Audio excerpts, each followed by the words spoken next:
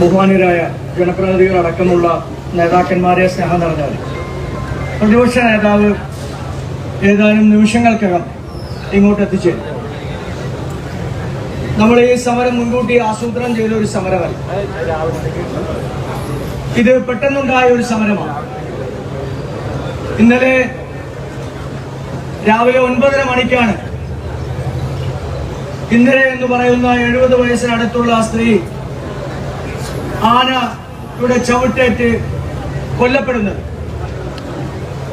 നിരവധി ദിവസക്കാലം അവിടെ ആനയുടെ ശല്യമുണ്ടായിട്ടും ഫോറസ്റ്റ് ഓഫീസർമാരോട് കേണപേക്ഷിച്ചിട്ടും ആ പ്രദേശത്ത് ഫോറസ്റ്റ് ഓഫീസർമാരുടെ യാതൊരു തരത്തിലുള്ള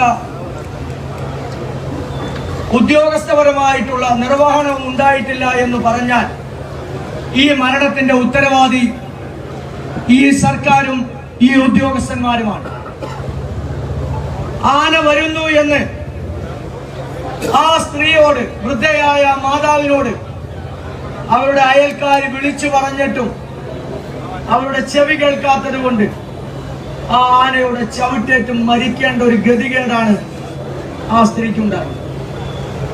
10 വർഷക്കാലമാകുന്നേ ഉള്ളൂ ഈ മേഖലകളിലേക്കെല്ലാം ആനകൾ കടന്നു വരുന്നത്, ഈ വന്യജീവികൾ കടന്നു വരുന്നു. ഈ 10 വർഷക്കാലത്തിനിടയ്ക്ക് 8 വർഷക്കാലം അധികാരത്തിലിരിക്കുന്ന പിണറായി വിജയന്റെ സർക്കാരിന് ശാശ്വതമായ പരിഹാരം ഉണ്ടാക്കാൻ, ഈ ജനങ്ങളുടെ ജീവിതം സംരക്ഷിക്കാൻ എന്ത് നടപടിയാണ് നിങ്ങൾക്ക് ചെയ്യാൻ സാധിച്ചത്? ഇന്ന് ചാലക്കുടിയിൽ ഒരു വന്ധ്യവയോധികൻ മരണപ്പെട്ടു. കോഴിക്കോട് ഒരാൾ മരണപ്പെട്ടു. ഓരോ ദിവസവും ആളുകൾ മരണപ്പെടുകയാണ്. ഓരോ ദിവസവും ആളുകൾ ഭീതിയോട് കൂടിയിട്ടാണ് കഴിയുന്നത്. ഈ കോതമംഗലത്തെ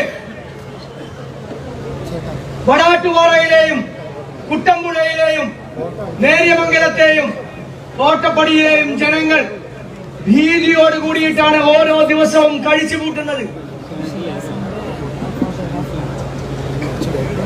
കാർഷിക വൃത്തി നടത്തി ഉപജീവനം കഴിക്കുന്ന ഈ പാവപ്പെട്ടവർ കാർഷിക വൃത്തി നടത്തിയാൽ വിളവെടുക്കുന്ന സമയത്ത് വിളവെടുക്കാൻ സാധിക്കാതെ വന്യമൃഗങ്ങൾ അത് തിന്ന് നശിപ്പിക്കുകയും ലക്ഷങ്ങളും 10,000-ങ്ങളും കടങ്ങളായി ജീവിതം ദുരിതപൂർണമായ സാഹചര്യത്തിലൂടെ നയിക്കുമ്പോൾ അവരുടെ ജീവിതം നിലനിർത്താൻ, ഈ വന്യജീവികളിൽ നിന്ന് രക്ഷപ്പെടാൻ അവർ ദൈവത്തോടാണ് പ്രാർത്ഥിക്കുന്നത്. ഈ നാട്ടിലെ സർക്കാരിനോടല്ല, ഈ നാട്ടിലെ അധികാരികളോടല്ല, നമ്മുടെ ദൈവത്തോട് പ്രാർത്ഥിച്ചുകൊണ്ടാണ് ഓരോ ദിവസവും അവർ മുന്നോട്ട് പോകുന്നത്. ദൈവത്തോട് പ്രാർത്ഥിച്ച് ഓരോ ദിവസവും അവരുടെ ജീവൻ നിലനിർത്തുന്നവർ പിന്നെ എന്തിനാണ് പിണറായി വിജയനും മരുമകനും മരുമകൾക്കും കമലേടത്തിക്കും ജീവിക്കാൻ എന്തിനാണ് നികുതി നൽകേണ്ടത്? ഈ പാവപ്പെട്ടവർ നികുതി നൽകുന്നുണ്ടെങ്കിൽ അവർക്ക് ജീവിക്കാനുള്ള അവസരം ഉണ്ടാകണം. അവരുടെ ജീവനും സ്വത്തിനും സംരക്ഷണം ഉണ്ടാകണം. ആ സംരക്ഷണം തീർക്കേണ്ടത് ഈ സർക്കാരും അധികാരികളുമാണ്. അങ്ങനെ തീർക്കാത്തത് കൊണ്ടാണ് ഈ മരണമുണ്ടാകുന്നത്. പാവപ്പെട്ട ആ വന്ധ്യവയോധിക, ആ അമ്മ അവിടെ മരണപ്പെട്ട് കിടക്കുമ്പോൾ അവരുടെ ഭർത്താവ് അതിന് തൊട്ടടുത്തിരുന്ന് വാവിട്ട് കരയുകയാണ്. അവരുടെ മകൻ വാവിട്ട് കരയുകയാണ്. അവർ പറയുന്നു, ഞങ്ങൾ എത്രയോ പ്രാവശ്യം പറഞ്ഞു, എത്ര പ്രാവശ്യം ഈ ഉദ്യോഗസ്ഥന്മാരോട് വിളിച്ചു പറഞ്ഞതാണ്. ഈ പട്ടാപ്പകൽ പോലും വീടിന് പുറത്തുകൂടി ഇറങ്ങി നടക്കാൻ കഴിയാത്ത സാഹചര്യമാണെങ്കിൽ നാളെ ആ പ്രദേശത്തെ ആർക്കും ഈ അനുഭവം ഉണ്ടാകാം. അതുകൊണ്ട് ഞങ്ങളുടെ അമ്മ മരണപ്പെട്ടു, എന്റെ ഭാര്യ മരണപ്പെട്ടു, പക്ഷേ നാളെ ഒരാൾക്കും ഈ ദുരനുഭവം ഉണ്ടാകരുത്.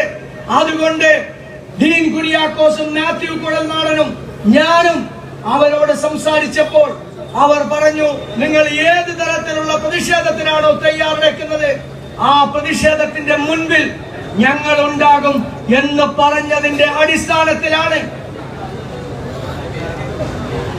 ആ അമ്മയുടെ ഭൗതിക ശരീരവുമായി അവരുടെ ഉറപ്പോടുകൂടി, അവരുടെ അനുവാദത്തോടുകൂടി ഞങ്ങൾ ആ ശരീരം ഈ പട്ടണത്തിന്റെ നടുക്കിലേക്ക് കൊണ്ടുവന്ന് ആളുകൾക്ക് പൊതുദർശനത്തിനും ഈ പ്രതിഷേധത്തിൽ പങ്കുചേരുന്നതിനും ഞങ്ങളിവിടെ കൊണ്ടുവന്നത്.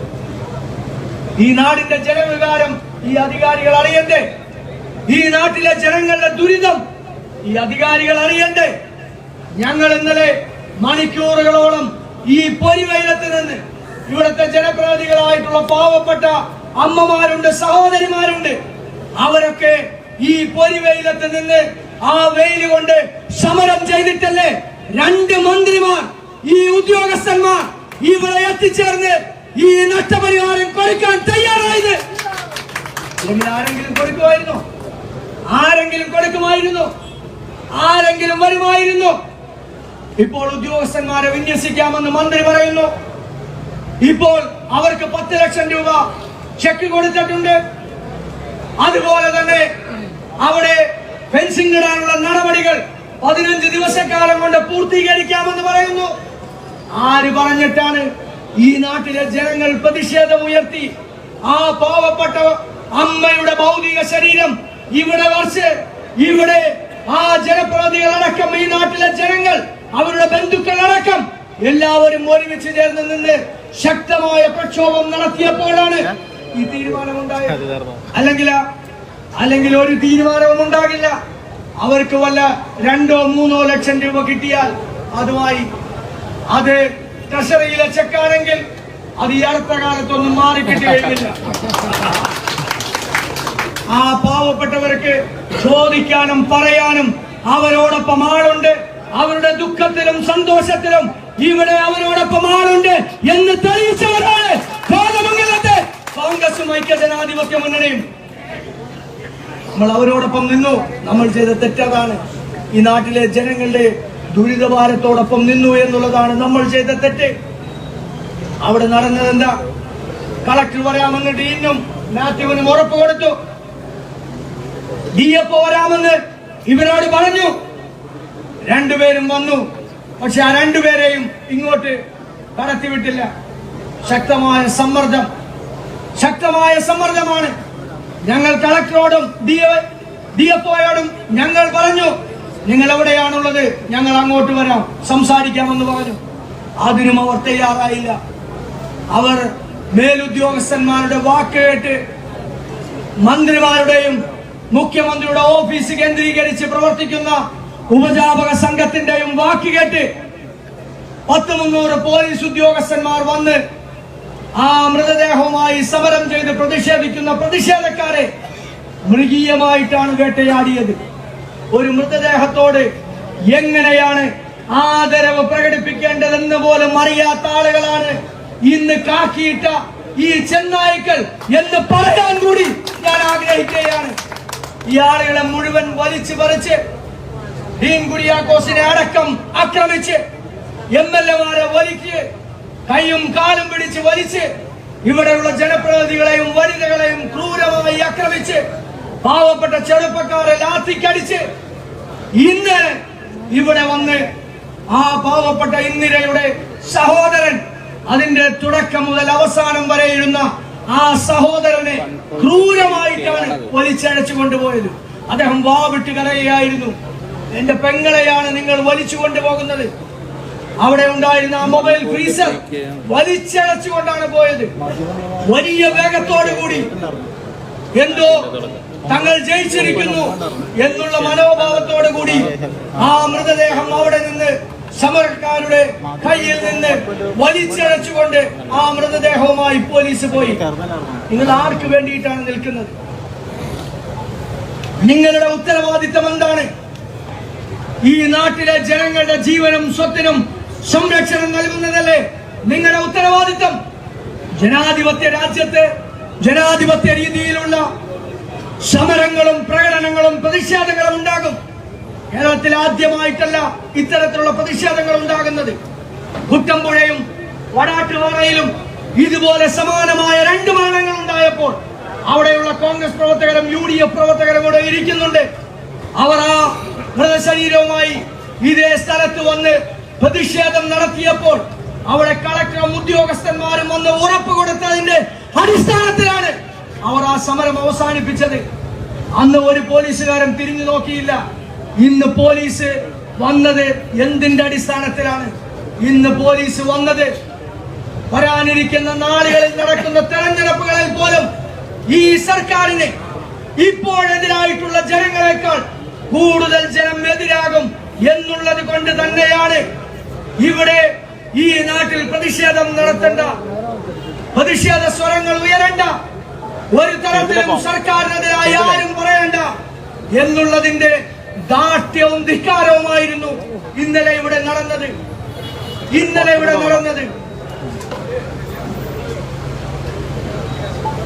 ഈ സമരക്കാരോട് പോലും മാന്യമായി സംസാരിക്കാൻ ജനപ്രതിനിധികളായിട്ടുള്ള MP ഡീൻ കുര്യാക്കോസ്, MLA-മാരായിട്ടുള്ള മാത്യു കുഴൽനാടൻ, എൽദോസ് കുന്നപ്പള്ളി, മുഴുവൻ MLA-മാരും, അൻവർ സാദത്തും റോജിയും ഉമാ തോമസും അടക്കമുള്ള മുഴുവൻ MLA-മാരും ഇവിടെ സന്നിധരായിരുന്നു ഇന്നലെ. ഒരു മര്യാദക്കെങ്കിലും അവരോട് സംസാരിക്കാം. ഉദ്യോഗസ്ഥന്മാർക്ക് എല്ലാ ദിവസവും ഓരോ മീറ്റിങ്ങുകളിലും ഓരോ പരിപാടികളിലും കാണുന്നവരല്ലേ? ഇവരാരും ഓടുപൊട്ടി താഴേക്ക് വീണവരല്ലല്ലോ. ഇവരൊക്കെ ജനങ്ങളുടെ വോട്ട് വാങ്ങി 10,000-കണക്കിന് വോട്ടിന്റെ ഭൂരിപക്ഷത്തിൽ വിജയിച്ചവരാണ്, ജനം തെരഞ്ഞെടുത്തവരാണ്. അവരോട് സാമാന്യ മര്യാദക്കെങ്കിലും ഈ ഉദ്യോഗസ്ഥന്മാർ പെരുമാറണ്ടേ? മാർക്സിസ്റ്റ് കമ്മ്യൂണിസ്റ്റ് പാർട്ടിയുടെയും മുഖ്യമന്ത്രിയുടെ ഓഫീസ് കേന്ദ്രീകരിച്ച് നടത്തുന്ന ഉപജാപക സംഘത്തിന്റെയും ആജ്ഞാനുവർത്തികളായി നിങ്ങൾ ഇതുപോലെ പെരുമാറേണ്ടതുണ്ടോ? നിങ്ങൾ അതുപോലെ പെരുമാറാനുള്ള നടപടികളുമായിട്ടാണ് മുന്നോട്ട് പോകുന്നതെങ്കിൽ നിങ്ങളുടെ ശമ്പളം വേണ്ട എന്ന് വെക്കണം. ലെനിൻ സെന്ററിൽ നിന്നോ പാർട്ടിയുടെ ഏരിയ കമ്മിറ്റി ഓഫീസിൽ നിന്നോ നിങ്ങൾ ശമ്പളം വാങ്ങണം. ജനം കൊടുക്കുന്ന നികുതി പണത്തിൽ നിന്നാണ് നിങ്ങൾ ശമ്പളം വാങ്ങുന്നതെങ്കിൽ ജനങ്ങൾ പറയുന്ന കാര്യത്തിന് തീരുമാനമുണ്ടാകണം. ജനപ്രതിനിധികളെ രാഷ്ട്രീയത്തിനപ്പുറത്ത് ബഹുമാനിക്കാനും അവരുടെ വാക്ക് കേൾക്കാനും നടപടിയെടുക്കാനും കഴിയണം. അത് കഴിയാത്ത ഉദ്യോഗസ്ഥന്മാർ രാജിവെച്ചു പോകണം. നാണം കെട്ടവന്മാർ രാജിവെച്ചു പോകണം. പാർട്ടിയുടെ മന്ത്രിമാരുടെ ആജ്ഞാനുവർത്തികളായി ഇവർ ഓരോരുത്തരും മാറുകയാണ്. ഈ സംഭവം നടന്ന രാവിലെ പത്രക്കാർ അവർ സ്വതസിദ്ധമായ ശൈലിയിൽ മന്ത്രി രാജീവിനോട് ഒരു ചോദ്യം ചോദിച്ചു. രാജീവ് പറഞ്ഞത് മൃതദേഹത്തോടുള്ള അനാദരവാണ്.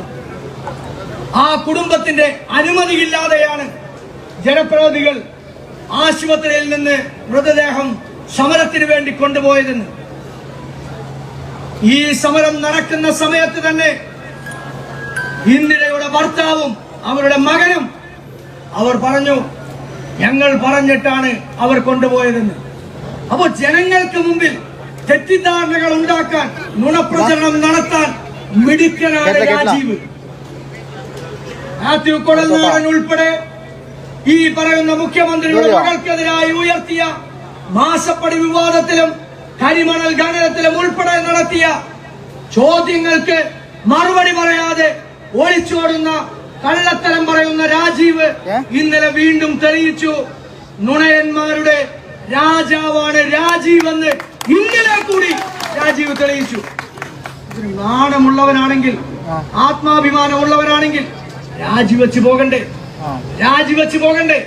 തെറ്റുപറ്റിയാൽ തിരുത്താൻ തയ്യാറാകുന്ന ജനപ്രതിനിധികളായിരിക്കണം, മന്ത്രിമാരായിരിക്കണം ജനാധിപത്യ കേരളത്തിൽ ഉണ്ടാകേണ്ടത്.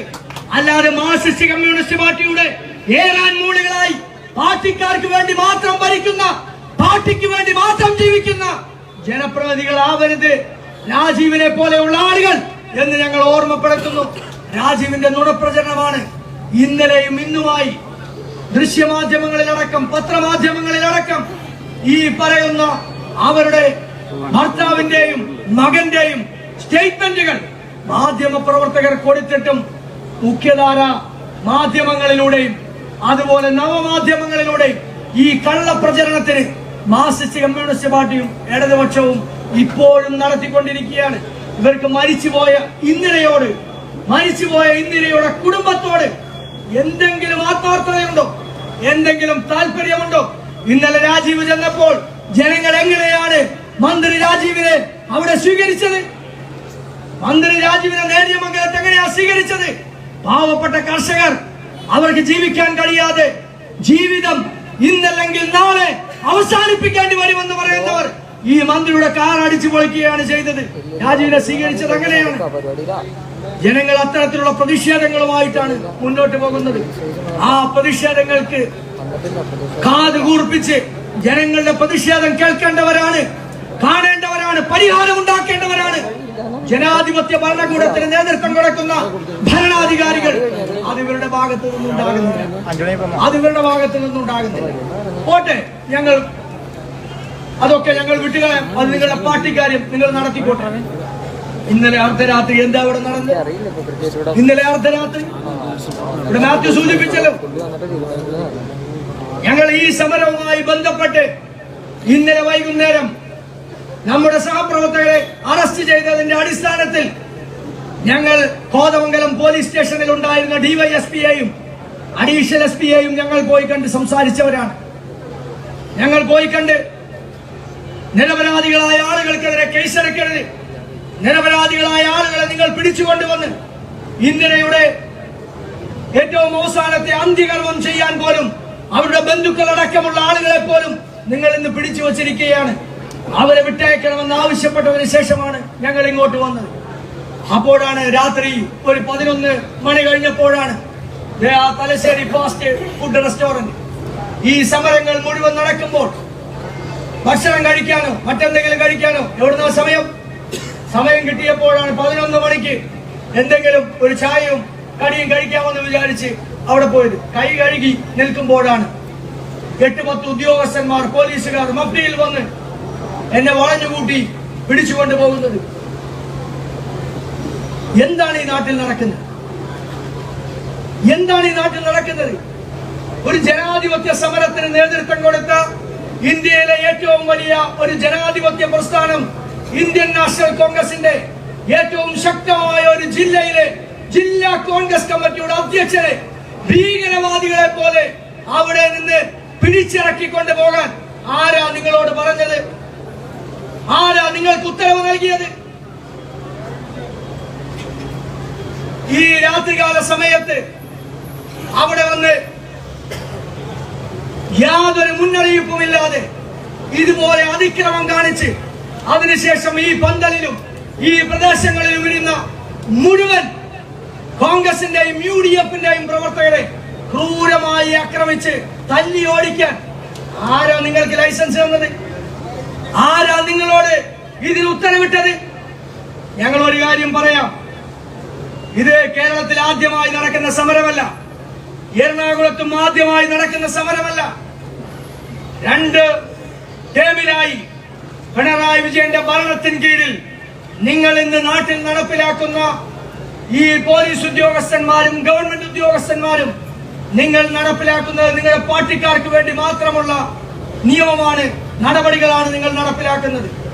ജനങ്ങളുടെ ന്യായമായ ആവശ്യത്തെ പോലും അവകാശത്തെ പോലും തല്ലി തകർത്തുകൊണ്ട് നിങ്ങൾ മുന്നോട്ട് പോകുമ്പോൾ അതിനെതിരായി പ്രതികരിക്കാനും ശബ്ദമുയർത്താനും എന്നെ പോലെയുള്ള കോൺഗ്രസിന്റെ പ്രവർത്തകരില്ലെങ്കിൽ ഈ നാട്ടിൽ പിന്നെ ആരാണ് പറയുന്നത്?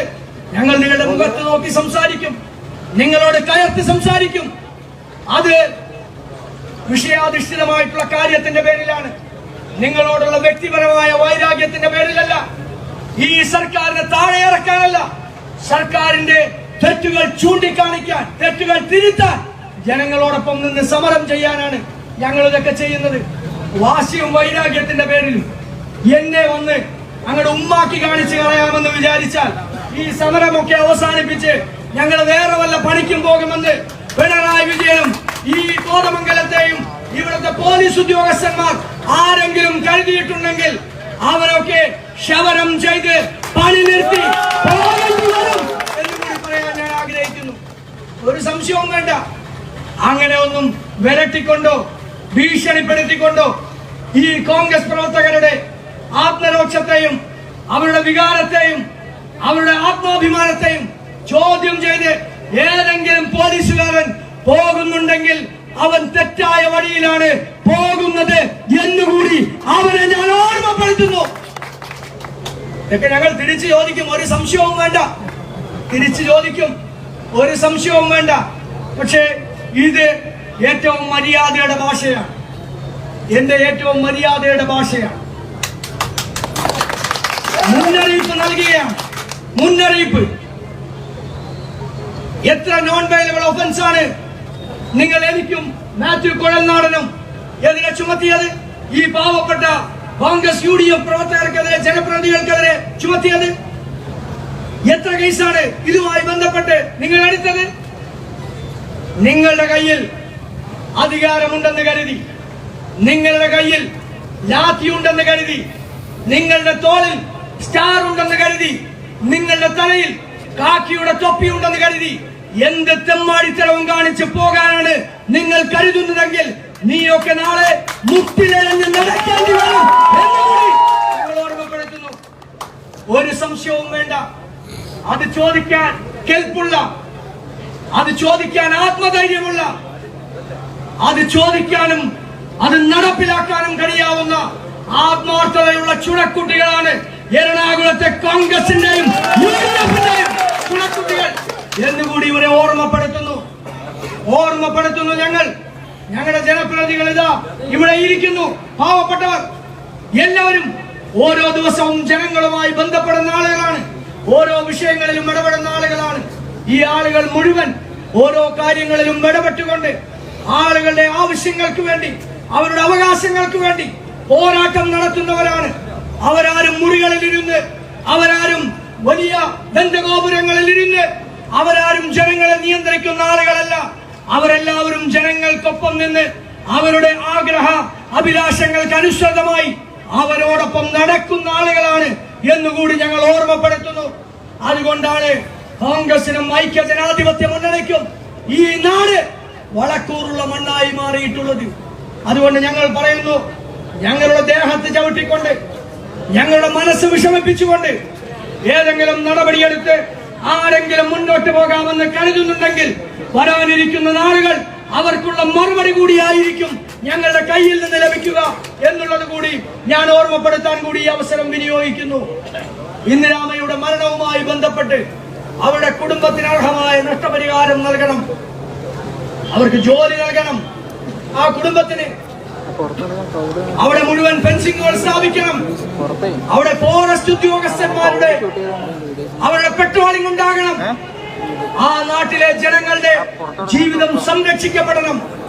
ഇനിയൊരു ജീവൻ പോലും ഹോമിക്കാൻ കഴിയാതെ, ഇനിയൊരു ജീവൻ പോലും നഷ്ടപ്പെടുത്താൻ കഴിയാതെ അവരെ ജീവിതത്തിലേക്ക് തിരിച്ചു കൊണ്ടുവരാൻ, അവരുടെ കാർഷിക വിളകൾ അവരുടെ ഉപജീവന മാർഗമാക്കി മാറ്റി ജീവിക്കാൻ അവർക്ക് കഴിയാവുന്ന രീതിയിലേക്ക് അവരുടെ ജീവിതത്തെ മുന്നോട്ട് കൊണ്ടുപോകാൻ നമ്മൾക്ക് കഴിയേണ്ടതുണ്ട് എന്നുകൂടി ആത്മാർത്ഥമായി സർക്കാരിനെയും ഉദ്യോഗസ്ഥന്മാരെയും ഞാൻ ഓർമ്മപ്പെടുത്തുന്നു.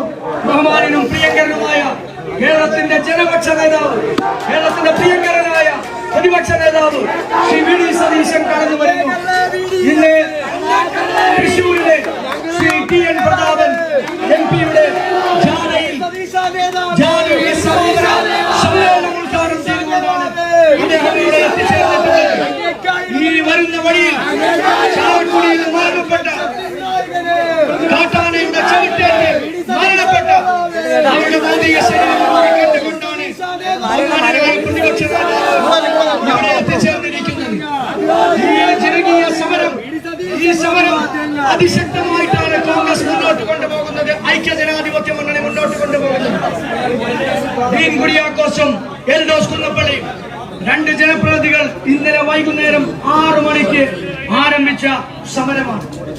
ശ്രീ മാത്യു കുഴൽനാടൻ, അതുപോലെ ഡീൻ കുര്യാക്കോസ്, എൽദോസ് കുന്നപ്പള്ളി, ഇവർ 3 പേരും അതിന്റെ തുടക്കം മുതൽ ഈ സമയം വരെ ഈ സമരത്തോടൊപ്പം അതിശക്തമായ രീതിയിൽ ഇതിനോടൊപ്പം നിന്ന് പ്രവർത്തിക്കുകയാണ്. ബഹുമാന്യനായ ശ്രീ മാത്യു കുഴൽനാടൻ അദ്ദേഹത്തിന്റെ നിയമസഭയ്ക്കകത്തും പുറത്തുമുള്ള പ്രവർത്തനങ്ങളിൽ അസന്തുഷ്ടിയുള്ളവരാണ്. ഇവിടത്തെ പിണറായി വിജയനും മാർക്സിസ്റ്റ് കമ്മ്യൂണിസ്റ്റ് പാർട്ടിയും മാത്യു കുഴൽനാടനെതിരെ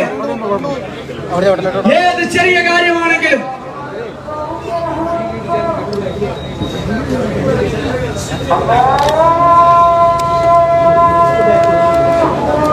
ഇത്തിരി നീക്കി വയ്ക്കാൻ പറ്റൂടാ. എടുക്കാൻ സൗകര്യമായിരുന്നു.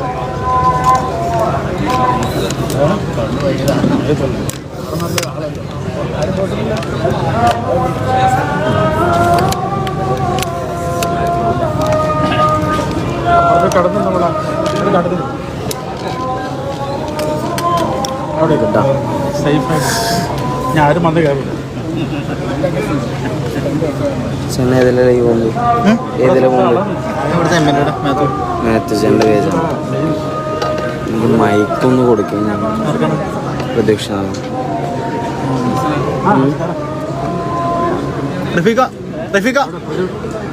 ഞാൻ പറഞ്ഞിട്ട് കൊടുത്തു. ഞാൻ അല്ല ആള് പ്രസംഗിക്കാൻ നേരത്തോളൂ. പുള്ളി പ്രസംഗിക്കുമ്പോളേ ഞാൻ ഒരു സാധനം തരാം, പുള്ളിയുടെ കയ്യിലേക്ക് കൊടുക്കണം കേട്ടോ. ഇങ്ങോട്ട് വന്നോ.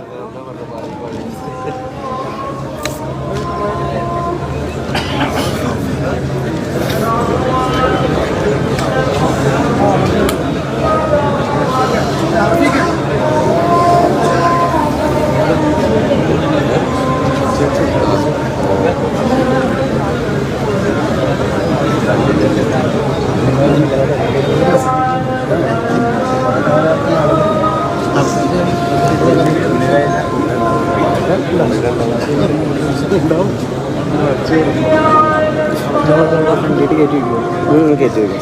ഞാൻ ഇവിടെ ഇത്തിരി അങ്ങോട്ട് ശിവന് മറയൂലേ.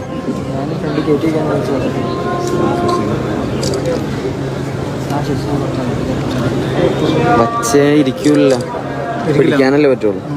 പിടിക്കേണ്ടി വരും. എങ്ങടെ അല്ല എനിക്ക് ഇത് ഓക്കെയാണ് പൊസിഷൻ. നിനക്ക് ഓക്കെ ആണെങ്കിലും ജസ്റ്റ് ഒന്ന് വൃത്തിക്കാൻ. അല്ല ഇരിക്കൂല. നമുക്ക് നോക്കാം.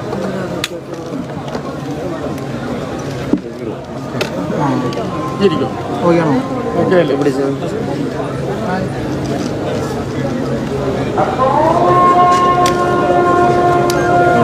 ഇത് സമനിരപ്പല്ല. ഹൈറ്റ് ഒന്ന് കുറച്ച് വയ്ക്കാന്നോ കൊടുത്താം.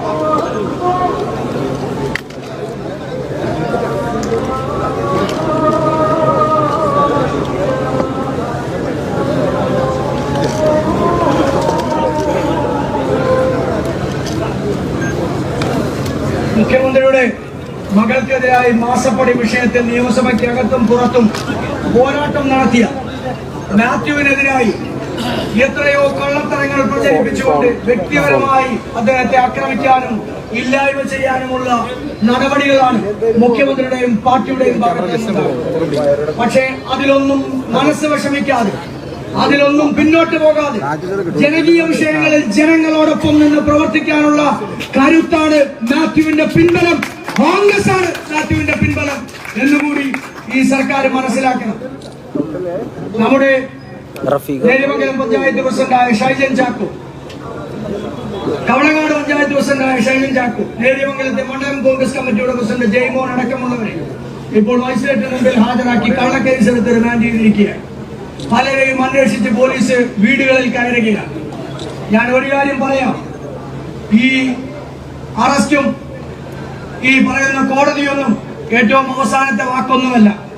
ഈ നാട്ടിലെ ജനങ്ങൾ ഒന്ന് സംഘടിച്ചാൽ ഇതൊക്കെ അവസാനിക്കാവുന്ന ഒന്നാണെന്ന് കൂടി ഇവിടെ നിൽക്കുന്ന പോലീസുകാരെ ഒരിക്കൽ കൂടി ഞാൻ ഓർമ്മപ്പെടുത്തുകയാണ്.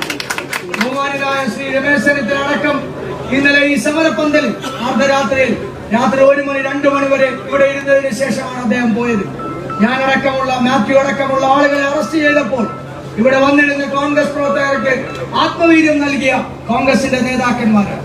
നമ്മുടെ ജനപ്രതിനിധികൾ, MLA മാർ, KPCC ഭാരവാഹികൾ, UDF-ന്റെ നേതാക്കന്മാർ, മുഴുവൻ സഹപ്രവർത്തകരും, കോതമംഗലത്തെ ജനപ്രതിനിധികൾ, എല്ലാ സ്ഥലത്തെയും ജനപ്രതിനിധികളടക്കം ഈ സമരത്തിന് പിന്തുണ അർപ്പിച്ചുകൊണ്ട് ഇവിടെ വന്നവരാണ്.